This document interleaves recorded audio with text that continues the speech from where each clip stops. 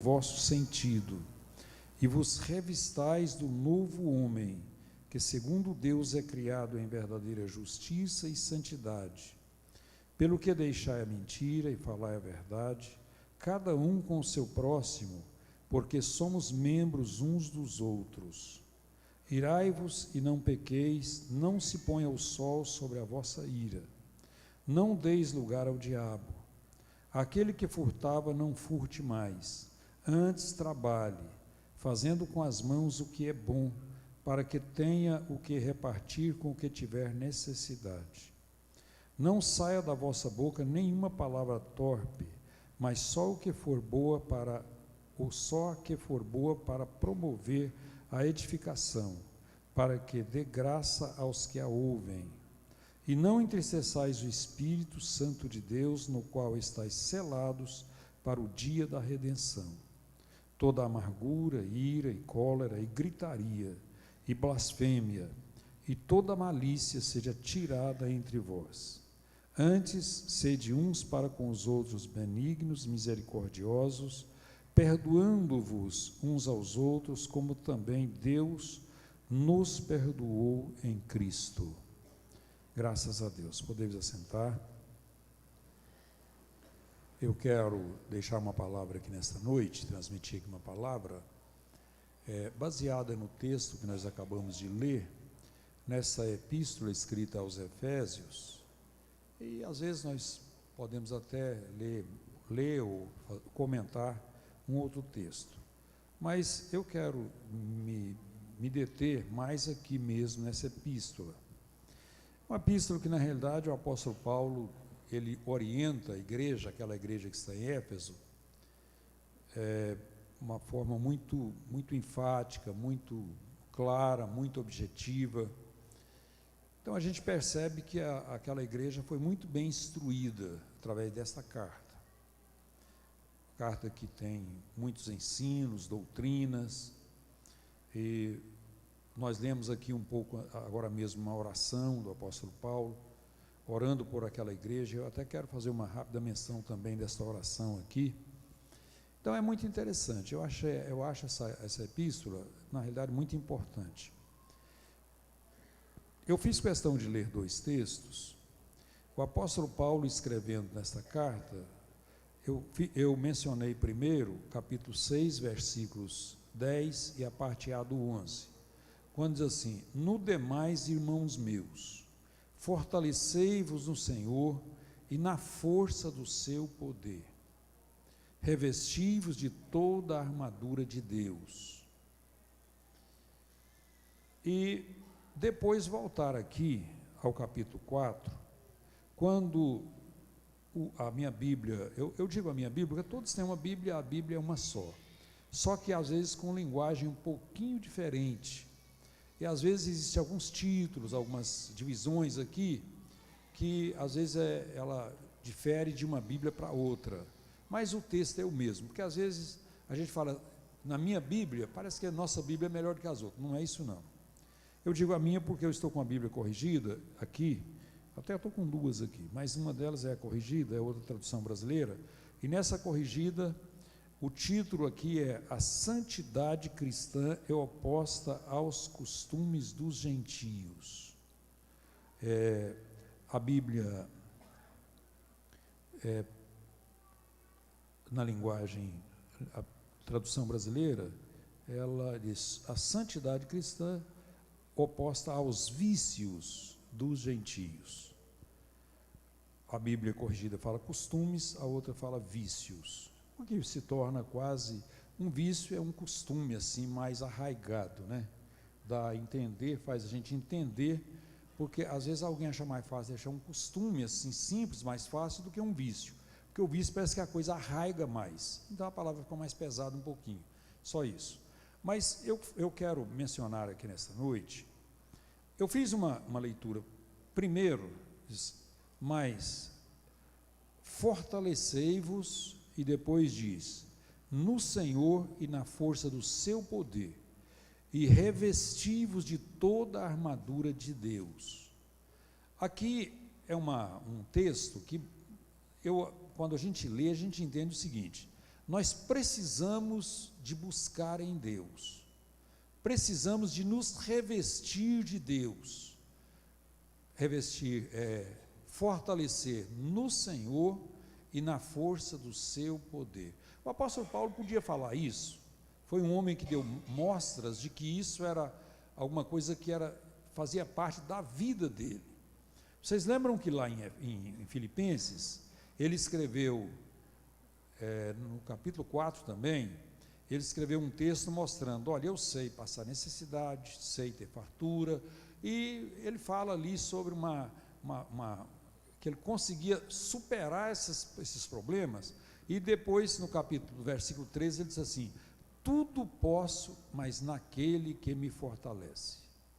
Tem uma tradução da Bíblia que diz assim, em Cristo que me fortalece. Então aqui ele diz, fortalecei-vos no Senhor e na força do seu poder. Aí, se a gente parasse aqui, não, aqui é só isso mesmo, eu tenho que buscar em Deus, tudo em Deus. E eu concordo plenamente, agora quando você lê no capítulo 4, a partir do versículo 17, ele fala assim, a santidade cristã é oposta, é o contrário, essa palavra oposta significa contrário aos costumes ou aos vícios dos gentios, daqueles que não servem a Deus. E aí vem uma sequência, ele dá algumas instruções com relação à vida, a mudança de vida que deve haver naquele que serve ao Senhor. Quando o apóstolo Paulo, o mesmo apóstolo, escreve aos Coríntios, capítulo 5, versículo 17, ele diz, mas agora, como é que fala o versículo? Me ajuda aí quem lembra dele de cor. Aquele que está em Cristo, nova criatura é, as coisas velhas já passaram, tudo se fez novo, né? Então, é uma mudança, é uma transformação. Então, o homem que está em Cristo, a mulher que está em Cristo, há uma mudança de vida. Essa palavra, irmãos, quando eu falo isso aqui hoje, com certeza os irmãos alguns podem estar aí questionando, ou às vezes até alguns nem vieram já pensando que ia falar uma coisa muito simples mesmo. Mas eu estou, principalmente assim, de um certo tempo para cá, eu tenho me preocupado mais ainda.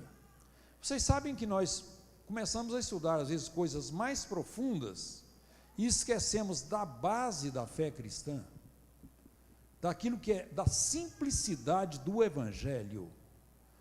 Às vezes nós buscamos, vocês podem observar, de vez em quando vem um pregador que ensina, faz umas aplicações, esses dias até eu fiz umas certas críticas aqui, algumas aplicações que alguém faz, buscando textos do Velho Testamento, e faz uma aplicação no texto que às vezes você tem até, às vezes na hora traz assim, será é mesmo, deu certo, mas depois você vai analisar e fala, gente, parece que não tem nem muito fundamento, nada. Então nós precisamos de fundamentar a nossa fé em alguns pilares, tem umas coisas básicas que nós não podemos sair daqui, não tem como sair daqui, e eu acho esse texto maravilhoso nesse ponto. Aqui são instruções simples, básicas da fé cristã. Eu fiz a leitura nesses dois textos, fortalecei-vos no Senhor e na força do seu poder, mas depois eu volto aqui, os costumes, a santidade cristã é oposta, é contrário àquilo que nós herdamos lá do mundo, lá da onde nós viemos, ou nós estamos aí, nós temos que, às vezes, muitos entendem que na realidade nós saímos de lá, passamos para cá, é diferente, mas nós estamos convivendo com pessoas que estão do lado de lá, e essas pessoas, via de regra, traz uma influencia, tem muitos crentes influenciados, pessoas influenciadas, pessoas que têm facilidade de serem influenciadas, sabe que saiu de lá, não dá certo, lá não presta, lá não tem jeito, mas estão aqui, mas de quando em vez, às vezes é uma amizade, e ele começa a conviver, e aí ele começa a buscar, ao invés de opor aos costumes, aos vícios dos gentios, começa a se adaptar, a se conformar, a tomar forma daquilo que nós deixamos. Mas às vezes o tempo vai passando e nós vamos perdendo esse. A princípio, quando a gente fica crente, é um medo tremendo de pecar, de voltar, mas depois a gente vai acostumando, e esse é o grande perigo na vida cristã. De vez em quando tem que dar uma lida nos textos como esse, simples. Observem aqui, e eu quero, voltando assim, ou dando continuidade aqui, eu ainda quero mostrar um outro fator. Inclusive, esse texto vai mais ou menos até do capítulo 5, até o versículo 21, mais ou menos, então, ele continua praticamente na mesma direção, aqui de Efésios. É um texto riquíssimo no aspecto doutrinário da igreja. Mas aqui, os irmãos observem, ele não é uma contradição, porque aqui está relacionado ao comportamento do crente. Lá no capítulo 6, versículos, onde eu citei, versículo 10 e a parte A do 11, está falando da dependência, mais da dependência do crente com relação a Deus. Agora, aqui mais ligado ao comportamento. Agora, um dia desse eu ouvi ou li alguma coisa, com relação, principalmente com relação à epístola escrita aos Romanos, e a carta de Paulo aos Romanos, e a epístola escrita aos Efésios. Ou melhor, aos Efésios não, por Tiago, a carta de Tiago. Então a carta de Tiago fala assim: a fé sem as obras, ela é morta. Romanos diz assim: nós somos salvos pela fé. Isso não vem de vós, é dom de Deus. Segundo alguns escritores, no início da reforma da igreja, houve até um certo desprezo à carta de Tiago, porque Martim Lutero descobriu que nós somos salvos pela fé. Aliás, descobriu não, isso ele rebuscou isso aí com relação à fé cristã. Ele teve esse entendimento, porque a igreja havia saído dessa direção, e ele buscou isso de novo. Quando ele buscou, ele ficou empolgado e pensou que, até houve uma palavra mais ou menos, talvez quem lê muito deve lembrar de saber disso, que diz que a carta, a epístola escrita de Tiago, era palha, era coisa sem valor. Agora, esses dias eu estava lendo, e eu ouvi alguém fazendo um comentário da seguinte forma: nós somos salvos pela fé, mas nós mostramos a nossa fé pelas obras. Somos salvos pela fé, mas nós mostramos a nossa fé, porque Deus conhece o nosso coração, Ele vê a nossa fé para sermos salvos.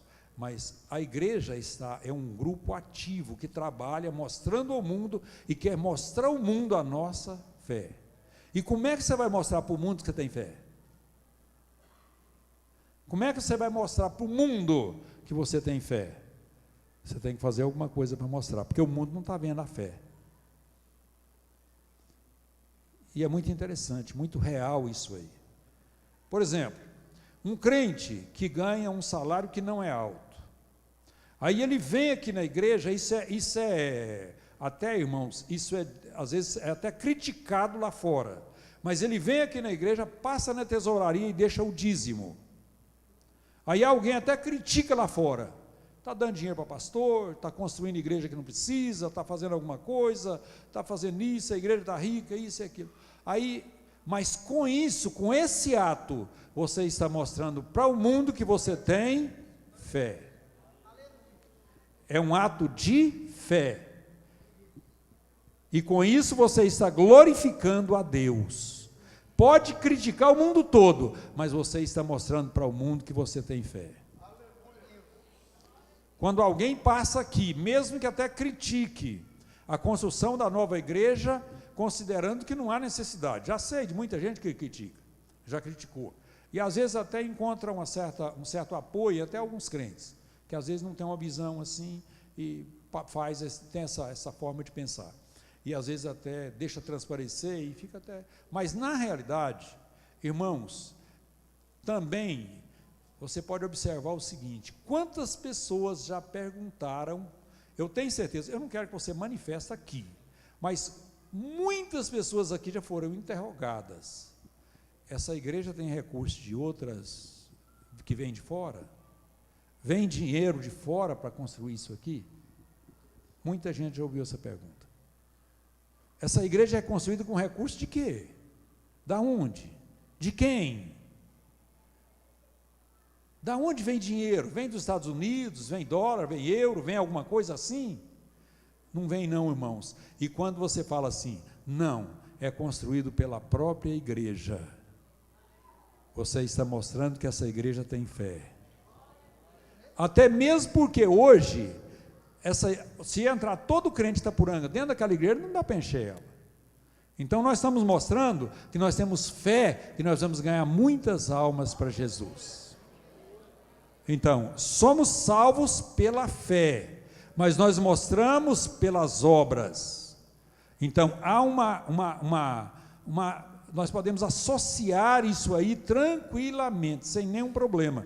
Então, fortalecei-vos no Senhor e na força do seu poder. Para quê? Para cumprir o capítulo 4, a partir do versículo 17. Porque sem a força do Senhor, não tem um homem que cumpra isso aqui, ó. Mas com a força de Deus e revestido com o poder de Deus, você vai dar conta de cumprir isso aqui. Eu quero dar uma rápida passada aqui, quer ver? E digo isso e testifico no Senhor, para que não andeis mais como andam também os outros gentios, na vaidade dos seus sentidos, dentro dos seus próprios pensamentos, guiados e dirigidos pelos seus próprios pensamentos. Na vaidade dos seus sentidos significa exatamente isso, guiado pelos seus próprios pensamentos. Qual é o pensamento daquele que não serve ao Senhor? Para onde que ele quer ir? Para onde tem mais prazer, para onde tem mais festa, para onde tem mais barulho, para onde tem mais coisas que satisfazem a carne. É a vaidade do seu sentido, do seu pensamento. Versículo de número 18. Entenebrecidos no entendimento, separados da vida de Deus, pela ignorância que há neles, pela dureza do seu coração, alienados de Deus, separados. Essa palavra entenebrecidos, ou seja, obscurecidos, tem a mente meio embaraçada, obscurecida, não tem entendimento. Aí você pode falar assim, não, então coitado deles, é porque não tem entendimento. Leia o final do versículo aí. É pela dureza do seu coração. Porque se alguém quebrantar o coração, tem gente aqui que não sabe quase que nem ler, mas tem um coração quebrantado e tem entendimento em Deus. E tem doutores lá fora, que tem uma cultura, tem conhecimento, mas não tem entendimento com relação às coisas de Deus. Não sabe nada de Deus. Você já viu o tanto que isso é real? E o tanto que isso é... Eu acho isso até bonito, eu acho lindo isso aí. É ver alguém que tem conhecimento adquirido lá na faculdade, lá no estabelecimento de ensino, lá na universidade, e fez curso e mais curso, pós-graduação, tanta coisa, e não entende nada de Deus. E tem gente que nunca sentou no banco de uma escola, se aprendeu a ler, alguns foi até na Bíblia, mas tem entendimento, sabe que Jesus vai voltar, que Jesus transforma, que Jesus salva, que Jesus cura, que Jesus batiza com o Espírito Santo e até fala em outras línguas. Glórias a Deus. Então, irmãos, obscurecidos, não tem entendimento, é ignorância, mas a razão da ignorância é a dureza do coração. Observe o finalzinho do versículo aí, ó, aqui. Entenebrecidos, ou seja, obscurecidos no entendimento, separados da vida de Deus, pela ignorância. Essa palavra ignorância aqui significa sem conhecimento, pela falta do conhecimento que há neles. Mas depois vem essa questão que eu disse, pela dureza do seu coração, os quais, havendo perdido todo o sentimento, se entregaram à dissolução, para com avidez cometerem toda a impureza. eles, depois de ter o coração endurecido, não tem entendimento, eles perderam todo o sentimento, a sensibilidade com relação ao pecado. Irmãos, esse problema aqui é sério, seríssimo. Pessoas que perdem a sensibilidade, pessoas que já não têm sensibilidade com relação ao pecado, já não sente. Ele peca. Eu já vi falando de pastores, vocês me escandalizem não, mas eu já vi falando de pastores que chega a falar assim: eu cometo um pecado ali, mas eu saio tranquilo de cabeça, ele não fala assim, eu cometo um pecado, ele fala de uma determinada ação, eu cometo isso ali, saio dali falando línguas estranhas, porque perderam todo o sentimento, já não tem. Isso é que eu disse ainda há pouco, que isso é realmente um perigo na vida da igreja, nós começarmos a perder o sentimento, e aí começa com toda a avidez, buscando os prazeres. Não é isso que está acontecendo com muita gente hoje?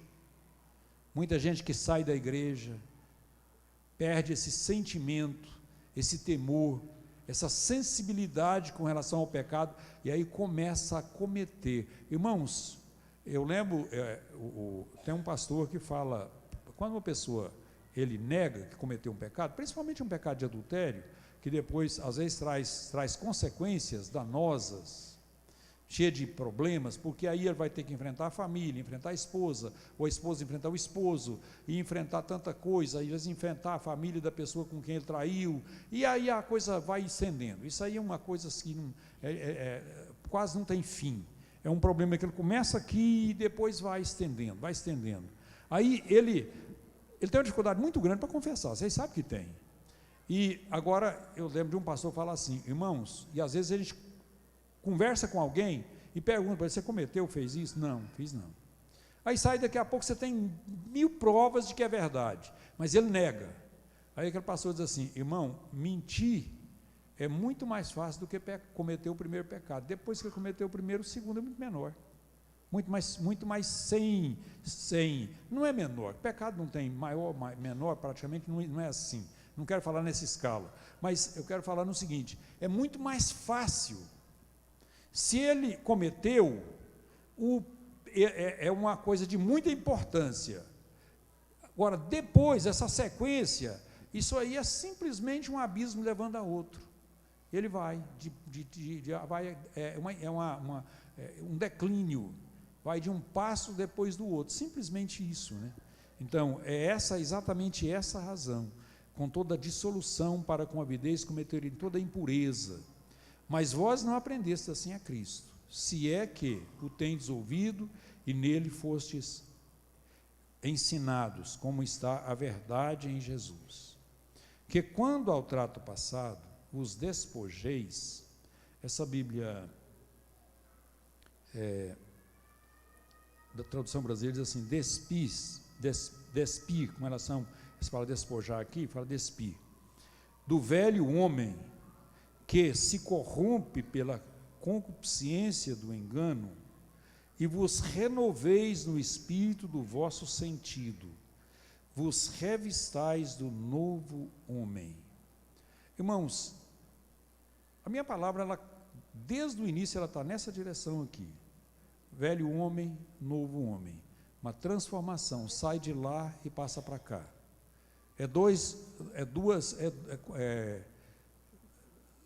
Se o céu é diferente do inferno, quem está caminhando para o céu tem que ser diferente de quem está caminhando para o inferno. Às vezes alguém diz: não, o céu é diferente do inferno, mas quem está caminhando para o céu e para o inferno fica bem pertinho um do outro, bem junto, bem misturado. Não, tem jeito não. Se o céu é diferente do inferno, você acredita nisso, todo crente aqui acredita nisso, e é por isso que você está lutando, está servindo ao Senhor para ir para o céu.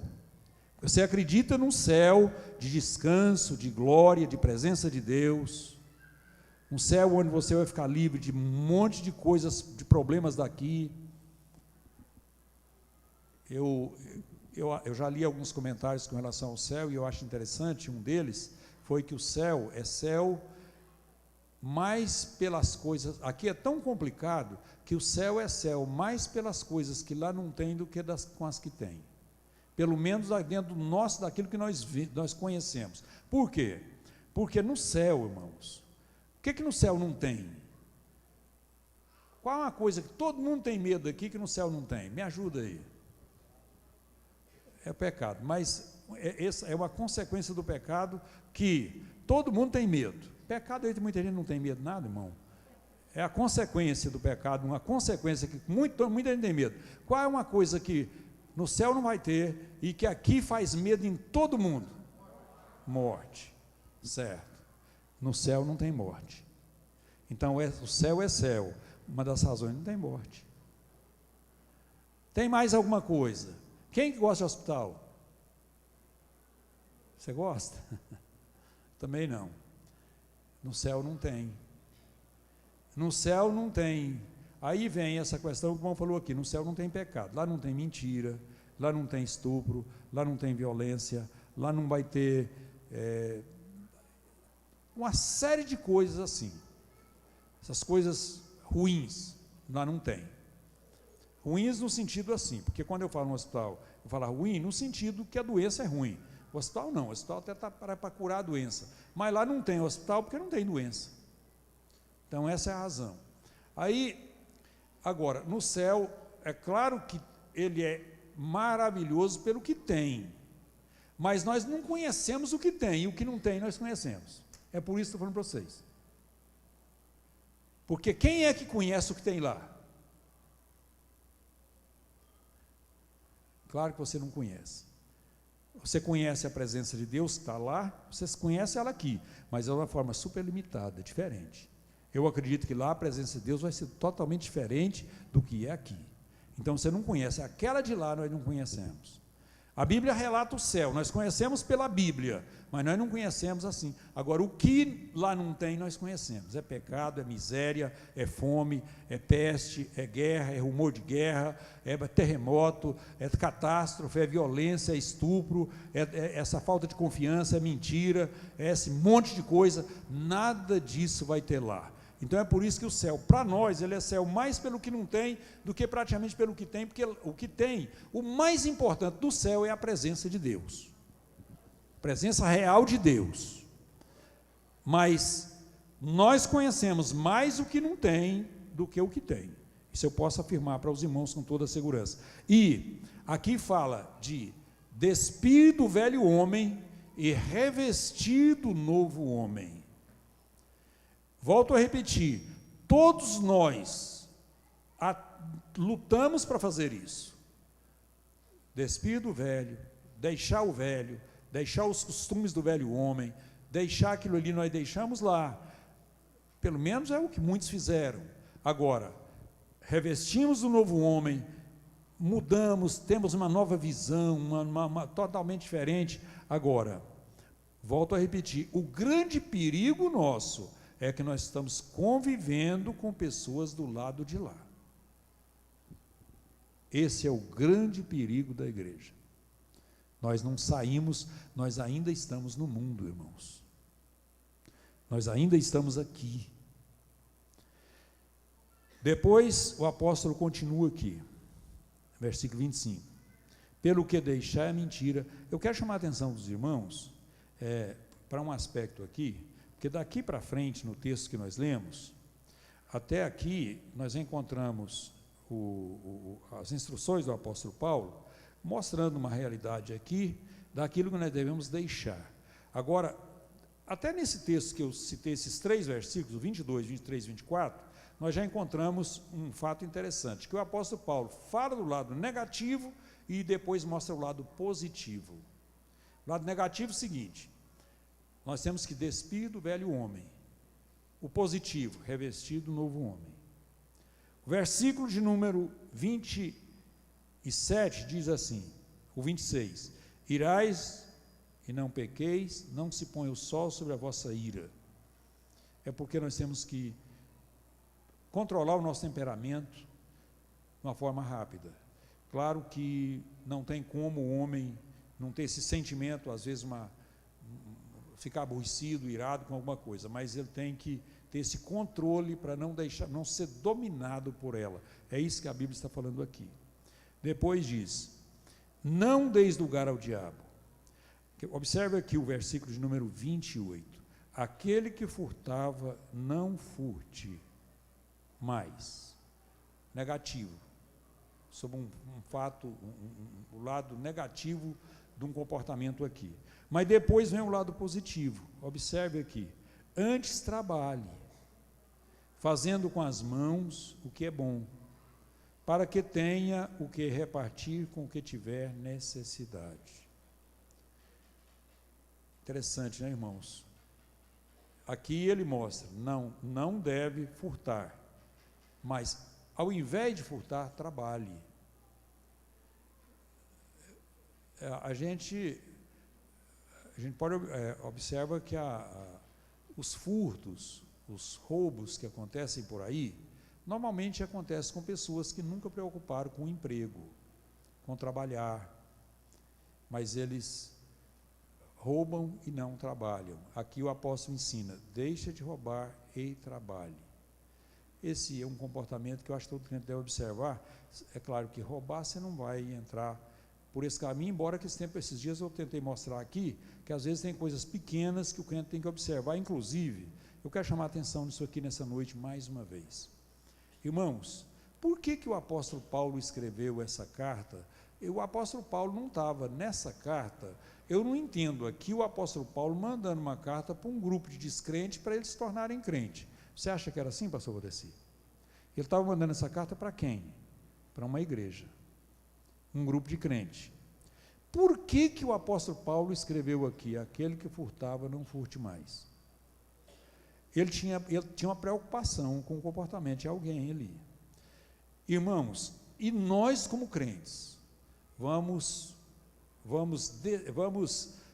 assumir esse perigo, esse risco aqui nessa noite.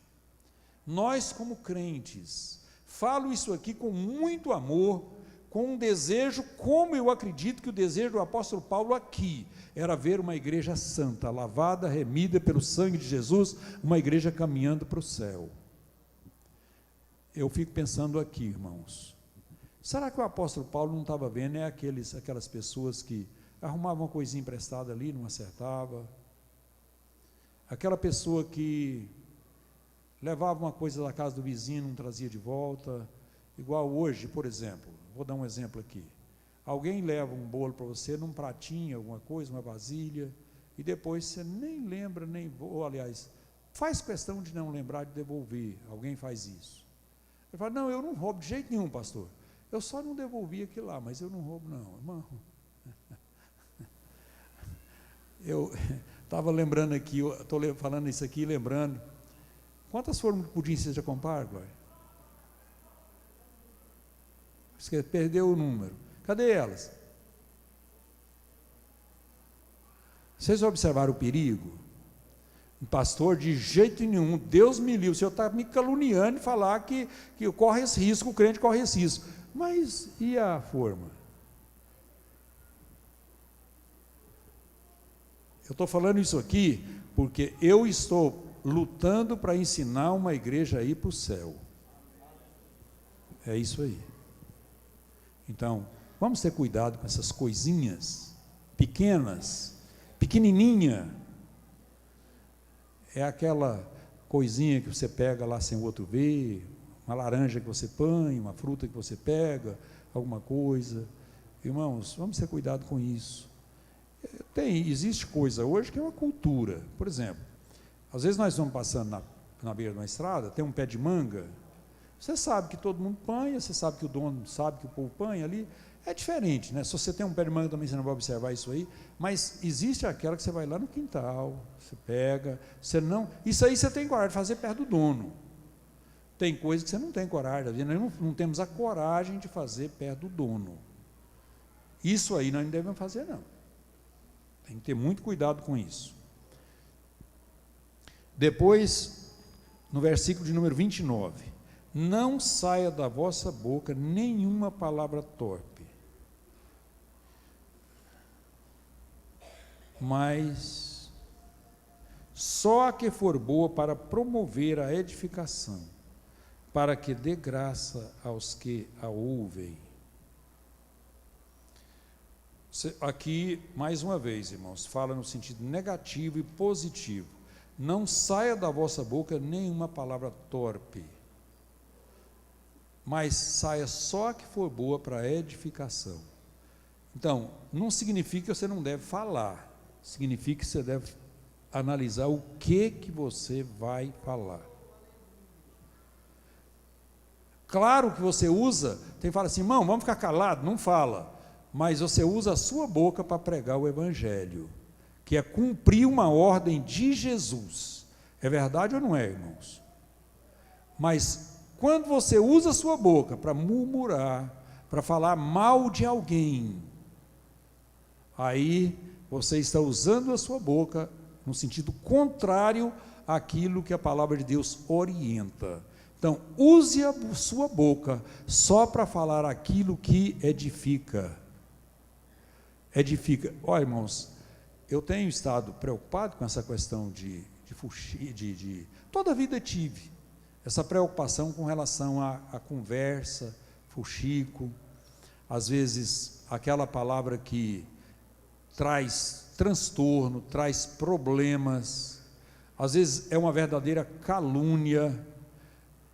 Nisso aí, quem mais fala, e com muita propriedade, foi exatamente Tiago, que eu já mencionei aqui a carta dele.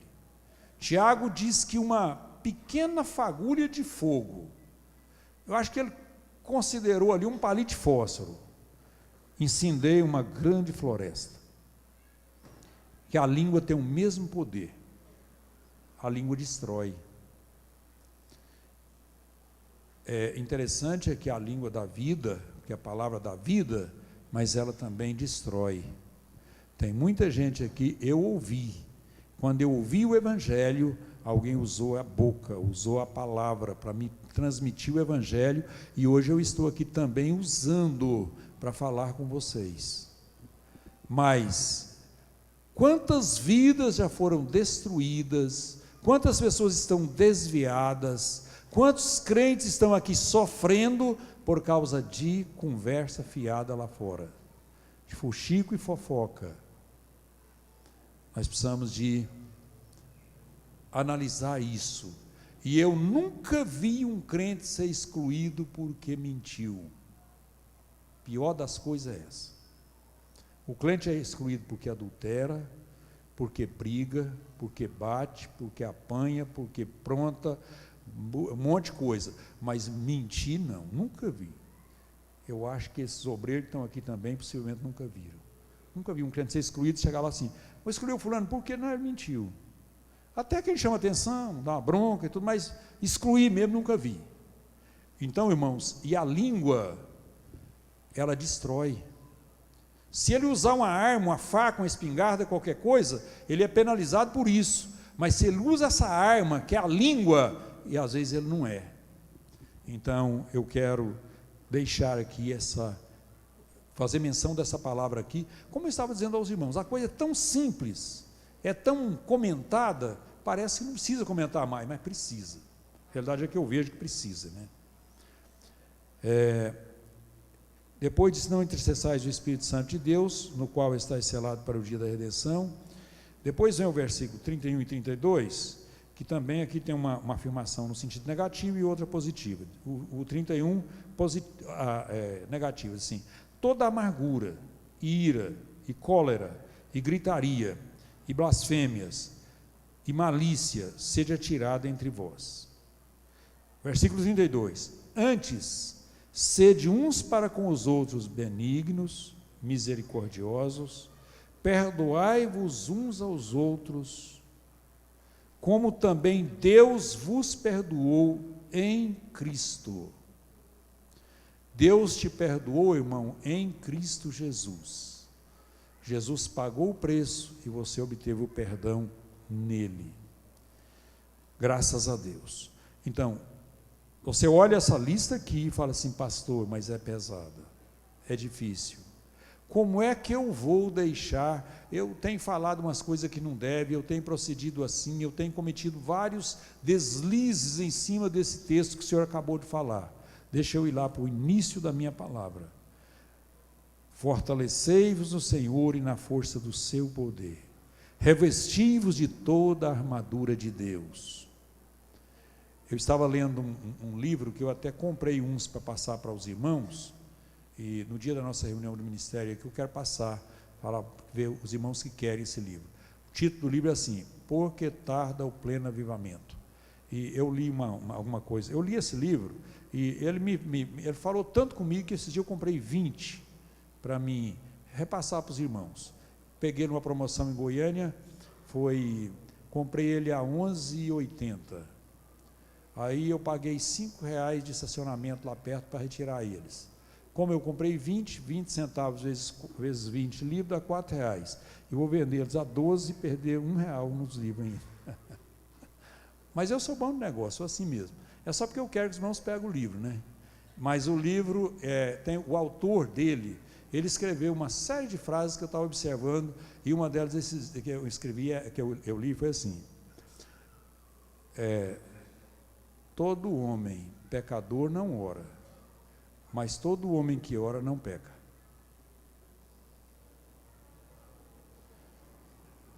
A oração vai te tirar o desejo do pecado. Então, revesti-vos, fortalecei-vos no Senhor. Irmão, você quer deixar de falar mal dos outros? Reveste no Senhor, na força do seu poder. Fortalece nele, né? E busca um revestimento, aqui, revesti-vos de toda a armadura. Você revestir de Deus. Você quer afastar do mal, como escreveu Tiago? Você quer resistir o diabo? Então sujeita a Deus. Quer resistir o diabo? Sujeita a Deus. No momento que você sujeitar a Deus, você adquiriu forças para sujeitar o diabo, para resistir o diabo, com certeza.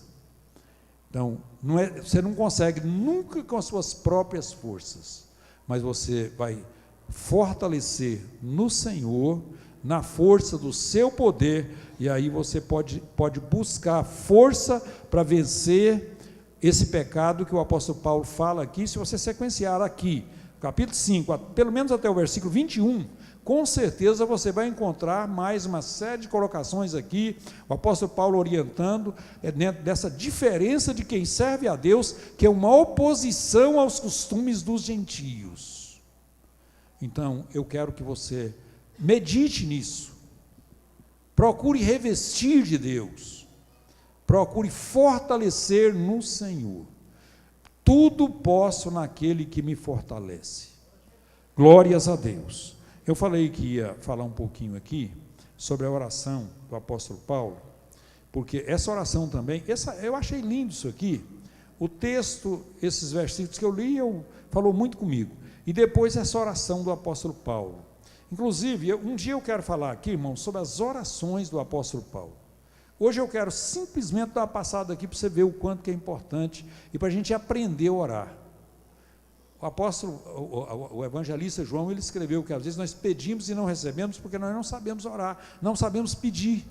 Quantas vezes nós não sabemos pedir? Mas eu quero que você atenta para essa oração. Um dia eu vou comentar ela aqui, mas hoje eu quero pelo menos ler e aqui dando só uma passadinha. Volta aqui na sua Bíblia mesmo, abre aí, você está com ela aberta em Efésios, no capítulo 3, a partir do versículo 14. Olha que coisa linda. O apóstolo Paulo, primeiro eu quero falar um pouquinho aqui ainda sobre o apóstolo Paulo. Quem era o apóstolo Paulo? Havia apanhado, levado uma série de chicotadas, apanhou, passou fome, necessidade, nudez, foi apedrejado, sofreu naufrágio, sofreu demais. Agora, esse homem, você no lugar dele, qual a oração que você fazia? Eu acho que nós orávamos mais ou menos assim: Senhor, mata meus inimigos, esse povo está me prejudicando demais. Senhor, me dá uma riqueza, uai. Nem esposa eu não tenho, vivo sozinho por aí. Porque ele fala que ele não podia. O Pedro carrega, né? Não é, Valdeci? Ele fala que o irmão Pedro tem a esposa. Eu, pelo jeito, ele não tinha. Ele não tinha esposa. E então nem isso ele tinha. Era um homem que vivia, era o evangelho, vivia Deus mesmo. Mas olha a oração desse homem, que sofreu naufrágios, pedradas, açoites, espancamentos, terrivelmente. Agora você vai ver o que ele pede aqui, nesse capítulo 3, a partir do versículo 14.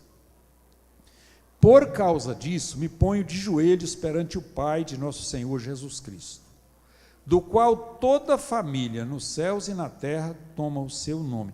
Aqui, irmãos, quando ele fala família no céu e na terra, porque tem um bocado de salvo no céu e um pouco de salvo na terra, e esse povo é tudo de Deus, todo faz parte de uma igreja só.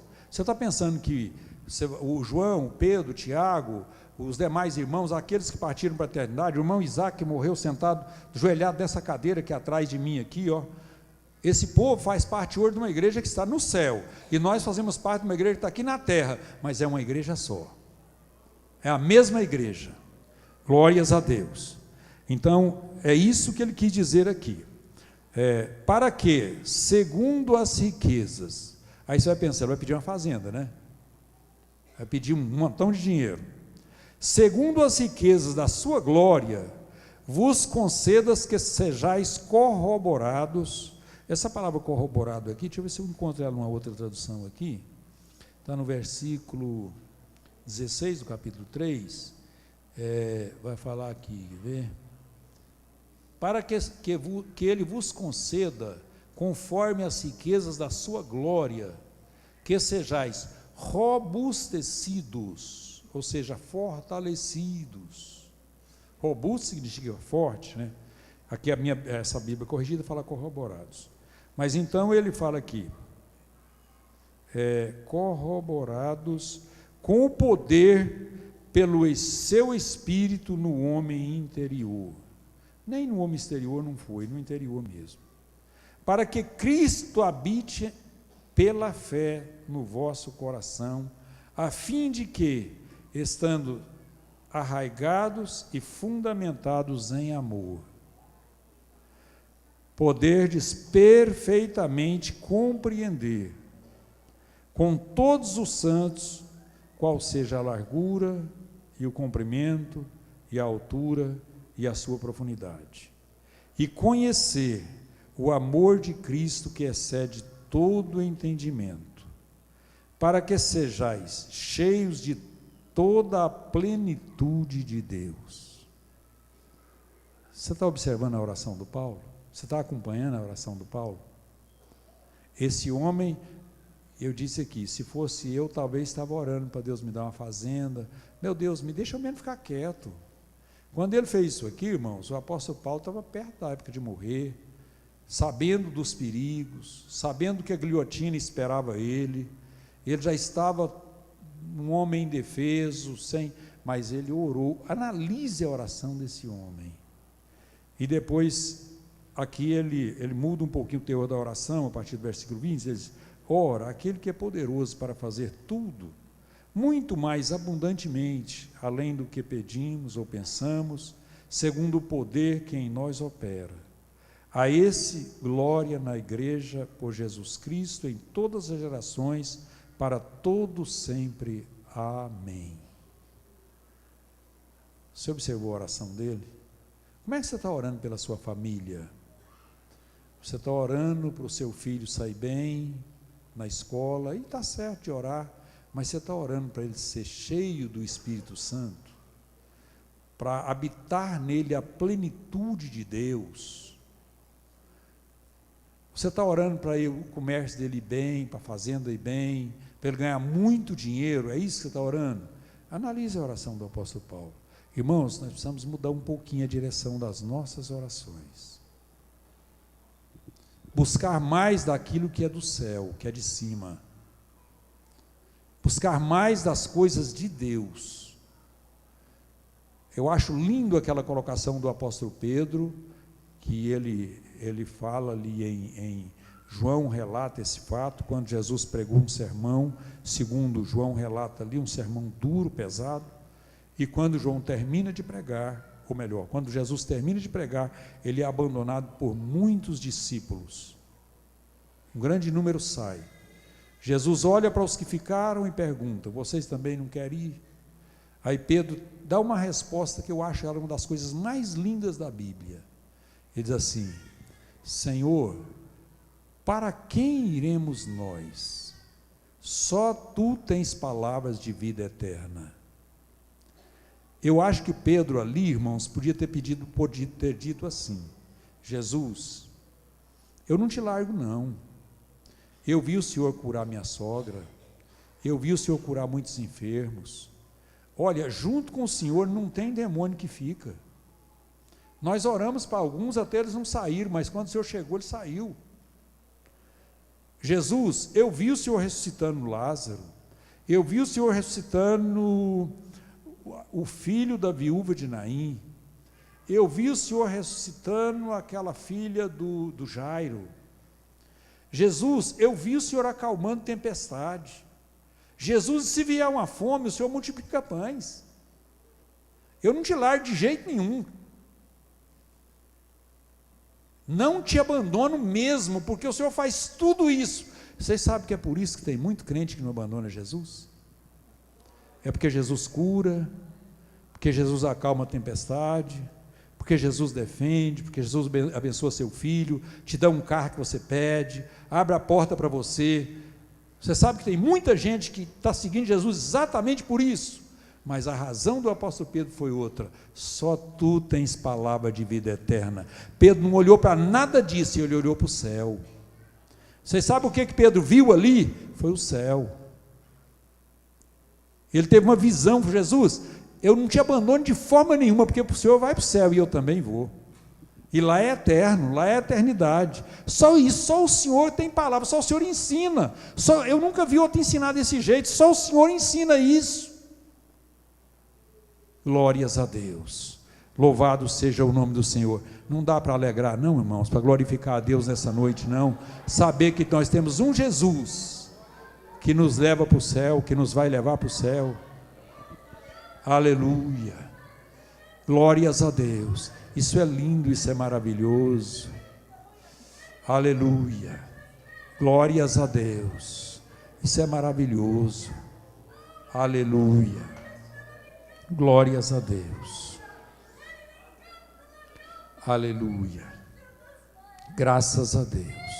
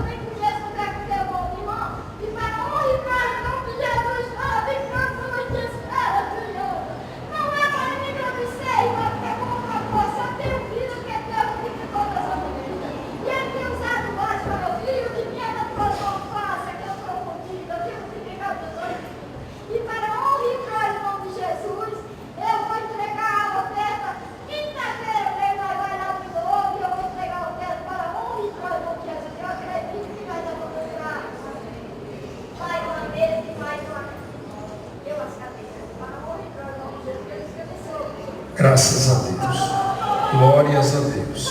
Louvado seja o nome do Senhor. Irmãos, a palavra de Deus ela é para ser ouvida. No livro de Apocalipse, capítulo 3, versículo 20, diz assim: eis que estou à porta e bato. Se alguém ouvir a minha voz e abrir a porta, entrarei em sua casa, cearei com ele e ele comigo. Eu sei que muitos de nós, às vezes a gente cita esse versículo e salta uma palavra aqui. Fala assim: eis que estou à porta e bato. Se alguém abrir, eu entrarei e cearei com ele. Vocês viram que eu pulei uma palavra aqui? Se alguém ouvir, primeiro você ouve, depois você abre. Coisa difícil é um crente que deixa de ouvir, para de ouvir a palavra de Deus. Então, primeiro ponto na vida do crente, ouvir. Abra os ouvidos, deixa Deus falar, aí você vai abrir a porta, porque quando você ouvir, você vai abrir a porta, aí Deus vai entrar, cear com você, você com Ele, vai haver aquela comunhão gostosa, mas primeiro, você tem que ouvir a palavra de Deus. Graças a Deus. Deus abençoe. Eu quero dar aqui os avisos. Enquanto será levantada a oferta, quero pedir diáconos, diaconisas, para tirar a oferta, que terça-feira normalmente ela é passada aqui para alguém que necessita, né? Pessoa necessitada, e ele sabe que Deus tem abençoado, né? Graças a Deus, a gente tem ajudado algumas pessoas aí, vai continuar ajudando. Eu quero avisar os irmãos que amanhã nós teremos o culto de oração aqui, na direção da equipe Atalaias de Cristo. Quinta-feira nós teremos os ensaios. Sexta-feira, os grupos familiares. Sábado, nós teremos a nossa reunião com os professores da Escola Bíblica Dominical e o casamento da filha do irmão Léo e Saraline, Naraline e Samuel. Naraline e Samuel. Isso no próximo sábado. E a igreja toda está convidada, né? Eu recebi o convite, é porque eu não deixei ele aqui em cima. E isso no sábado. No domingo de manhã, Escola Bíblica Dominical, e domingo à noite, um grande culto na direção das irmãs, vai estar pregando o pastor Mauro. Não sei se eu contei para você, Glória, que ele confirmou. Eu estava indo para o programa, você ouviu o programa. Então tá bom, então tá certo. Eu esqueci, ando com muita coisa, embaraçado, hoje foi um dia meio corrido para mim, mas e não é que eu não tive tempo, é porque na realidade muitas vezes eu estive ali, mas às vezes pensando em uma série de coisas e não comentei isso com a Glória, mas eu estava indo para a rádio, eles me ligou confirmando e eu avisei na rádio mesmo. Então ele vai estar aqui pregando. Todos os dias, a partir das 5 horas, a igreja está aberta para a oração, das 8 às 9 a oração na direção das irmãs e das 3 às 4 a oração missionária. Pastor Dilon, avisar que a consagração das crianças será dia 14, no setor Veredas, sábado, né? Coordenação do Departamento Infantil. Irmãos, graças a Deus, eu quero falar aqui agora para os irmãos, aqueles que têm os seus dízimos para entregar, suas ofertas, entregue, né? Hoje, Deus nos abençoou e eu terminei de pagar aquele forro que está pronto, o forro do teto. O forro que vai vir debaixo das galerias, não está pronto, nós não pagamos. E hoje, eu fechei o negócio, porque eu passei para os irmãos aquele orçamento, tiramos aquela oferta para comprar os climatizadores. E os climatizadores, eu fiz um valor ali, avaliei de acordo com o dólar naquela época, e nós tiramos a oferta. Depois o climatizador subiu um pouquinho, porque o dólar subiu. Mas aí hoje eu lutei aí, mas eu não comprei porque a oferta foi parcelada. Houve um parcelamento na oferta. Então usei a primeira parte dos pagamentos para pagar o forro que já foi fazendo e eu fui pagando. Agora, hoje eu fechei o negócio dos climatizadores. Eu havia pago 2 máquinas, paguei mais 24 máquinas, deu um valor, as máquinas, na época que eu fiz a campanha era 6.600, hoje, pelo valor do dólar, foi para 700, subiu um pouco, então daria 170.400. Aí então eu fechei o negócio hoje, não efetuei o pagamento, é claro, os irmãos estão aí pagando ainda, não é que eu tenho dinheiro para pagar, mas fechei o negócio e na medida que nós for recebendo, eles vão organizando. Aí os irmãos vão falar, mas aí deu uma diferença grande, porque houve uma perca grande, né? Não, eu lutei com o rapaz que me vendeu para fazer uma diferença, me ajudar ali na compra, e ele falou, olha, no preço eu não posso mexer, mas eu vou te dar uma máquina para pôr aqui na igreja, e aí nós vamos comprar mais umas 3, vai ter umas 4 para pôr aqui, daquelas que tem no refeitório, porque aqui o espaço, vocês vão pensar, mas lá no refeitório 2 deu, tá certo, deu, mas lá também é a metade da altura, aqui tem mais espaço, então ele vai colocar pelo menos umas 4, e ele me deu uma máquina para pôr aqui no valor de 10.500, então praticamente voltou para aquele preço dos 6.600, foi uma diferencinha pequena ali. Então eu estou contando isso porque eu tenho que ser transparente com a igreja, e eu tirei a oferta para comprar aqueles climatizadores. Eu acredito que quando terminar, porque acho que tem 2 meses ainda para dar oferta, então eu acho que quando nós terminar a oferta, aí nós vamos conseguir fazer o acerto lá. Aí, na medida eu vou acertando, na medida que for dando certo aí, vai entrando, eu vou acertando, e eu acho que quando terminar a oferta, praticamente, se falta pouca coisa, a gente vai terminar isso aí. Então, graças a Deus, está caminhando, a gente louva e agradece a Deus, porque a coisa vai caminhando normal, não tem dinheiro, não sobra, não, mas nós vamos pagando, vamos arrumando aí, e a coisa vai caminhando, e o certo é que a obra continua, né?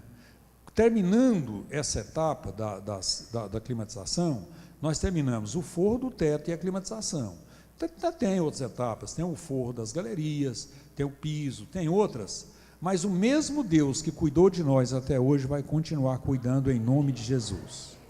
O mesmo Deus, você vai pensar assim, pastor, eu já dei 2.000 de oferta, 3.000 de oferta, nem não vou ofertar mais. Não, senhor, se você deu e não te fez falta, repete a dose, dê de novo, oferta de novo, e nós vamos terminar aquilo ali em nome de Jesus. Depois nós vamos continuar pregando para nós encher, para ter mais gente, e vamos trabalhar nessa direção aí. Essa é a missão da igreja, né? Graças a Deus. Deus abençoe. Eu passei hoje 10 minutos ali, né? Mas Deus abençoe os irmãos que toleraram, e vamos colocar em pé. Graças a Deus. Se Deus falou com você nessa noite, agradeça a Ele. Se Ele não falou, ore para que Ele depois tenha misericórdia e fale com você, né? Porque comigo Ele tem falado. Desde que eu leio uma palavra para transmitir aqui, eu entendo Deus falando comigo. Glórias a Deus. E eu acredito que o interesse de Deus é continuar falando com a igreja. Vamos orar? Maravilhoso, querido e poderoso Pai, eu quero te agradecer nesta noite, meu Deus, mais uma vez, por esse momento, por esse culto, pela presença dos irmãos, Pai, pela palavra que foi ministrada aqui, e eu creio que nós lemos a Tua palavra, é a Tua palavra, meu Deus, essa palavra que mexe nos nossos corações, nas nossas vidas, que molda a nossa caminhada, que direciona a nossa vida, meu Pai, e que pela Tua misericórdia o Senhor tem nos proporcionado, nós temos alcançado essa palavra. Pai Santo, abençoe a Tua igreja, leve-os em paz para os seus lares, abençoe esse trabalho do final de semana, abençoe, meu Deus, toda a vida dos Teus filhos em todos os aspectos. Nós te pedimos em nome de Jesus, que a graça de nosso Senhor e Salvador Jesus Cristo, que o amor de Deus nosso Pai, e que a comunhão do Espírito Santo seja com toda a igreja, com todo esse povo, não só hoje, mas para todo sempre. Amém. Deus abençoe. Está terminado em nome de Jesus.